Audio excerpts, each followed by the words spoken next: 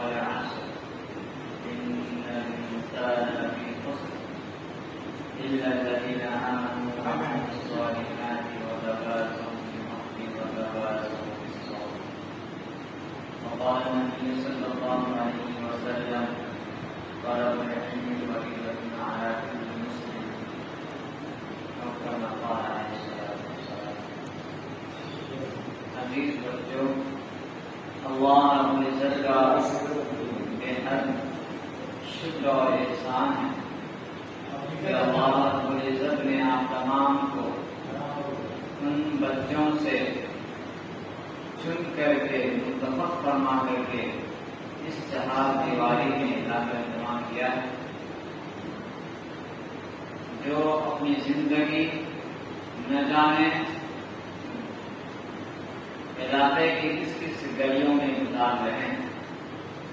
اللہ نے آپ پر اپنا احسان اور کرم فرمایا ہے کہ اپنی پہچان کے لیے اللہ نے آپ کو چنا ہے، منتخب فرمایا ہے۔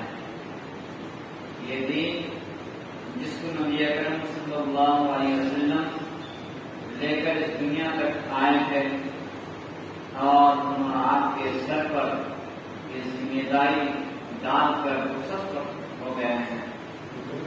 ہم اور آپ انبیاء کے وارثین میں سے، اب اس دین کو پورے عالم میں پہنچانا ہم اور آپ کے کاندھے پر ہے۔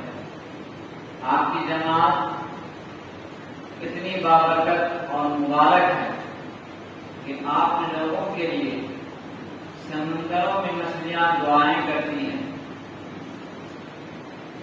ہواؤں میں پرواز کرنے والے پرندے بھی آپ کے لیے دعا کرتے ہیں، فرشتے آپ کے لیے پر بچھاتے ہیں۔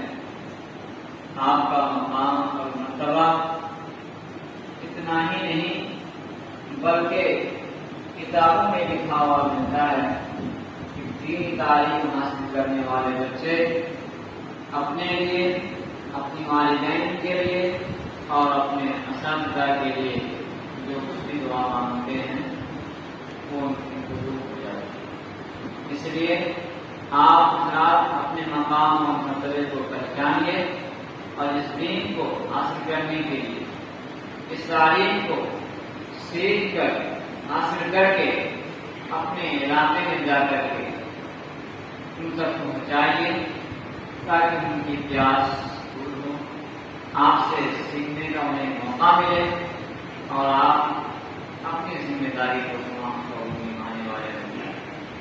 اللہ رب العزت سے دعا ہے کہ اللہ رب العزت تمہارا آپ اپنے